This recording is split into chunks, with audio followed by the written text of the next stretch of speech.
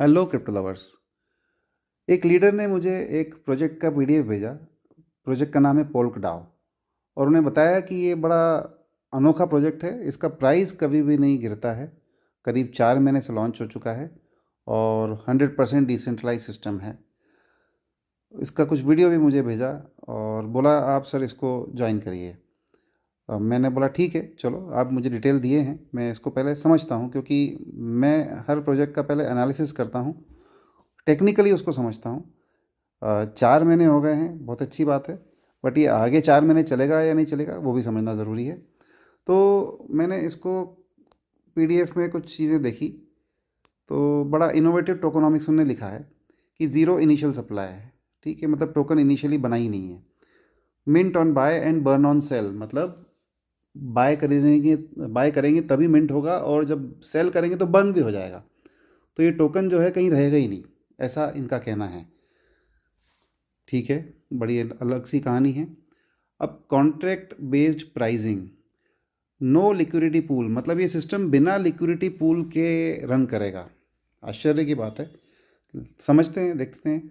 The token price is determined by the contracts internal formula, contract के internal formula में ही token price बनेगा। वो कैसे बनेगा, क्या होगा, डोंट नो। लिक्विडिटी पूल नहीं है। अच्छा, फिर तीसरा है decentralise governance, every community member participates in DAO decision making and ecosystem. तो डाओ कम्युनिटी का प्रोजेक्ट है। एक्चुअली है या नहीं है वो भी हम देखेंगे, समझेंगे। और रिवॉर्ड्स वगैरह हैं, ठीक है, ये तो कोई बात नहीं है, रिवॉर्ड तो सब देते ही हैं, तभी प्रोजेक्ट चलता है। ठीक है। तो एक इसका जो वीडियो है मैं वो भी थोड़ा सा आपको दिखाना चाहूँगा। उसमें एक अनोखा टर्म आया है जो मुझे अभी तक समझ में नहीं आ रहा है। मैंने इस वीडियो को 4 बार देख लिया, आप जरा देखिए इसको। नहीं कराया गया जो भी लेन देन होता है सीधा ब्लॉकचेन से होता है। इसका जो मालिक है उसने कोई भी $1 की लिक्विडिटी कहीं पर नहीं डाला है। जो लिक्विडिटी है, आप जो पैसा डालते हो वही लिक्विडिटी बनता है, वही ब्लॉकचेन पे स्टोर रहता है, वहीं से डिपॉजिट होता है और वहीं से विड्रॉल होता है। इनका कहना है मालिक ने कोई भी डॉलर नहीं डाला है। ठीक है, कोई बात नहीं, वो बिना इन्वेस्ट करे भी प्रोजेक्ट बिल्कुल चलाया जा सकता है। और सारा पैसा एक ही जगह डलता है, वहीं से निकलता है, तो बराबर है। लिक्विडिटी पूल कॉन्ट्रैक्ट होते ही, लिक्विडिटी पूल होते ही है जहाँ हमारा पैसा जाता है और वहीं से हम निकालते भी हैं। अब ये क्या कहना चाह रहे हैं, इसको और समझते हैं। इसलिए इसको हम डिसेंट्रलाइज्ड लिक्विडिटी बोलते हैं। जो भी क्रिप्टो जानता है कभी उससे सवाल पूछिए तो मेरा जो कॉन्सेप्ट है वो कॉन्सेप्ट सेंट्रलाइज लिक्विडिटी है या डिसेंट्रलाइज लिक्विडिटी, उसको समझ में नहीं आएगा आंसर क्या देगा। फिर ये लिक्विडिटी को एक नाम दे रहे हैं, डिसेंट्रलाइज लिक्विडिटी, इन्होंने एक नामकरण दिया है। ठीक है, centralise liquidity, decentralise liquidity. Basically liquidity pool जो होता है, यदि वो एलपी टोकन्स लॉक्ड होते हैं और यदि उसका क्रिएटर के पास कोई भी एक्सेस नहीं होता है, तो ऑटोमेटिकली वो डिसेंट्रलाइज हो गया है। और यदि उसकी कीज़ जो हैं वो क्रिएटर के पास है या किसी अभी के भी पास है एलपी टोकन की कीज़, तो वो सेंट्रलाइज हो गया, सीधी सी बात है। अब इन्होंने उसको एक अलग तरह से समझाने की कोशिश करी है। डिसेंट्रलाइज, सेंट्रलाइज कंफ्यूज कर रहे हैं, देखते उसको हैं। समझाइए, फिर आपको तोड़ कराओ की ताकत पता चलेगी और पता चलेगा डिसेंट्रलाइज लिक्विडिटी क्या होता है। तो डिसेंट्रलाइज लिक्विडिटी के लिए बात जबरदस्त आई है दोस्तों। एक क्रिप्टो के इतिहास में नया इतिहास जनरेट करेगा, देख लीजिएगा। अब हम इनकी डिसेंट्रलाइज सिक्योरिटी को पूरी तरह से ऑपरेशन करेंगे। सबसे पहले हम देखते हैं, इनका यहाँ पे एक टोकन कॉन्ट्रैक्ट दिया गया है। ये कॉन्ट्रैक्ट है पोलडाओ का। ठीक है, आखिरी में 5445 है। तो मैंने इस कॉन्ट्रैक्ट को सबसे पहले तो कॉपी करके पेस्ट किया है। ये 5445, ठीक है, this is a contract, perfect. अब जो है करीब 143 डेज़ पहले बना है, तो अराउंड 4.5 मंथ्स कुछ हुए हैं, करेक्ट है ना। टोकन का नाम जो है टोकन ट्रैकर पोल डाओ POL के लिखा हुआ है, यहाँ तक भी ठीक है। एक इसमें दिया हुआ है, इसका क्रिएटर जो है उसमें आखिरी में 1F87 है, कॉन्ट्रैक्ट क्रिएटर। तो ये कॉन्ट्रैक्ट क्रिएटर यहाँ भी लिखा हुआ है, इट इज़ 1F87, ये भी ठीक है। और क्रिएटर का कुछ प्राइवेट की दिया है, खैर उसका हमको कुछ करना नहीं है। अब ये जो कॉन्ट्रैक्ट है, पहले तो हम इस कॉन्ट्रैक्ट को थोड़ा सा डिटेल में जाके देखते हैं कि ये कॉन्ट्रैक्ट वेरीफाइड है या नहीं है। ठीक है, ये वेरीफाइड भी है, वेरी नाइस। इसका नाम पोल्क है। अब रीड कॉन्ट्रैक्ट में जाते हैं। अब इस कॉन्ट्रैक्ट का ओनर कौन है इसको हम देखते हैं। ये आप देख रहे हैं ओनर, ये एक एड्रेस है DCA4। ये वो क्रिएटर भी नहीं है, ये कोई और है, ठीक है। बट इसका ओनर जो है वो नल एड्रेस नहीं है। अब मुझे शायद आपको ये सिखाना तो नहीं पड़ेगा कि कोई भी कॉन्ट्रैक्ट यदि रिनाउंस्ड नहीं है, मतलब उसमें नल एड्रेस नहीं है, तो वो ये ओनर उसके साथ कुछ भी कर सकता है। ये ओनर के पास उसका पूरा राइट्स है, ठीक है। तो पहली बात ये समझ में आ गई कि this is not a renounced contract, clear cut हमें यहाँ समझ में आ रहा है, ठीक है। अब हम कुछ और चीज़ें देखेंगे। ये हो गया जो हमने पॉलीगॉन स्कैन पे इसके बारे में देखा। अब इस कॉन्ट्रैक्ट को मैं यदि सर्च करता हूँ डेक्स स्क्रीनर पे, ठीक है, क्योंकि हम जनरली डेक्स स्क्रीनर पे प्राइजेस देखते हैं। तो इसको मैंने जब यहाँ पेस्ट किया तो यहाँ नो पेयर्स फाउंड आ रहा है, मतलब डेस्क स्क्रीनर पे इसका डेटा ही नहीं अवेलेबल है। अब यदि ब्लॉकचेन पे कोई चीज़ है उसका डेटा ही नहीं उठ पा रहा है, आई डोंट नो व्हाई, ठीक है। चलो डेस्क स्क्रीनर को हम भूल जाते हैं, साइड कर देते हैं अभी। हम इसको अब देखते हैं आवे पे। आवे पे मैंने इसको पेस्ट किया तो ये पोल्कडाओ जो है ये आया है, बट इसका वॉल्यूम लिक्विडिटी कुछ भी नहीं दिख रहा है। नो डेटा इज़ अवेलेबल, आ ही नहीं रहा है क्योंकि इनने LP ही नहीं क्रिएट किया हुआ है। LP लॉग्ड 0% है ही नहीं। अब हम इसके रिस्क को देखते हैं, रिस्क प्रोफाइल ये क्या दिखा रहा है। तो ये 100% रिस्की बता रहा है, डेंजर बता रहा है। ये AI रिस्क ये बता रहा है hot wallet triggered unlimited mint, और भी कुछ चीज़ें बता रहा है। Owner controlled mini multiplier allows arbitrary extra minting, owner controlled है, एक्स्ट्रा मिंटिंग कभी भी कर सकता है। मिंट के ऊपर काफ़ी सारा इसने दिया हुआ है, ये एक एक को देखेंगे तो सब चीज़ हमें दिखेगा। तो ओवरऑल रिस्की दिखा रहा है ये arc.ai। अब हम इसको, अच्छा एक और चीज़ देखते हैं। ये जो कॉन्ट्रैक्ट था इसमें जो टोकन होल्डिंग्स है यहाँ पे हम देखते हैं तो USDT, हाँ, $3,49,000, $3,49,000 इतना जो है इसके पास अभी USDT रखा हुआ है। और जब हम इसके साइट पे जाते हैं, पोल्कडाओ का जब हम ओपन करते हैं तो ये दिखा रहा है लिक्विडिटी $3.67 मिलियन।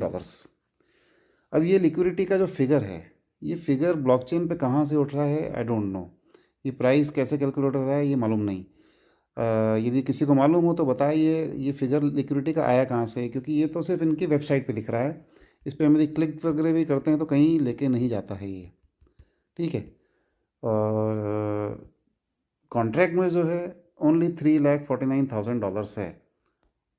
फिर से मैं बोल रहा हूँ, यहाँ दिखा रहा है $3.67 मिलियन, मतलब $36 लाख। 3.6 मिलियन मतलब 36 लाख, तो 10 गुना ज़्यादा बता रहा है वो। अब वो कहाँ से है, वो डॉलर रखे कहाँ हैं, क्योंकि इसका कॉन्ट्रैक्ट तो यही है। उसने ही बताया था अभी वीडियो में कि इसी कॉन्ट्रैक्ट में पैसा डलता है, इसी से निकलता है, सब यही होता है, कोई LP अलग से है ही नहीं। तो वो है कहाँ, वो फिगर कहाँ से आ रहा है वो नहीं मालूम है, ठीक है। अब और भी कुछ देखते हैं, बड़ी मज़ेदार मज़ेदार चीज़ें हैं इसमें। मैंने इसको सर्टिक पे डाला, इस कॉन्ट्रैक्ट को पोल्कडाओ, ये ठीक है, सर्टिक के ऊपर। ये ऑडिटेड तो है ही नहीं खैर ये कहीं से भी, बट सर्टिक ने इसका कॉन्ट्रैक्ट एड्रेस से कुछ चीज़ें खींच के लाया है। इसमें कुछ अलर्ट दिया है, कैन मॉडिफाई टैक्स, और बाकी ओनरशिप नॉट रिनाउंस्ड यहाँ भी लिखा हुआ है, मैंने ये पहले ही आपको देख के बता दिया है। अब एक और बड़ी बड़ी बड़ी मज़ेदार चीज़ मैं आपको दिखाता हूँ। ये टॉप 10 होल्डर्स रेशियो है। इसमें आप ये देखो, ये कुछ कॉन्ट्रैक्ट एड्रेसेस हैं। अब इस एक कॉन्ट्रैक्ट में 96.11% टोकन रखे हैं, 14.4 मिलियन टोकन्स रखे हुए हैं। एक तरफ तो ये बोल रहे हैं कि ये टोकन मिंट होते हैं, बाय करने पे रखे हुए होते ही नहीं हैं और सेल करने पे निकल जाते हैं। तो ये कौन से टोकन हैं जो वहाँ रखे हुए हैं, मैं इसको करता हूँ कॉपी। इसको मैंने कॉपी किया और हम इसको यहाँ पे कर देते हैं पेस्ट।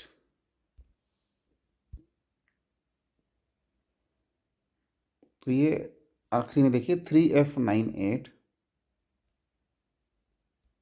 ये 3F98, ठीक है। 3F98 में जाते हैं तो ये कोई कॉन्ट्रैक्ट है जिसमें कोई कुछ भी वो नहीं है, मतलब इसका वेरीफाइड कॉन्ट्रैक्ट नहीं है पहली चीज़ तो।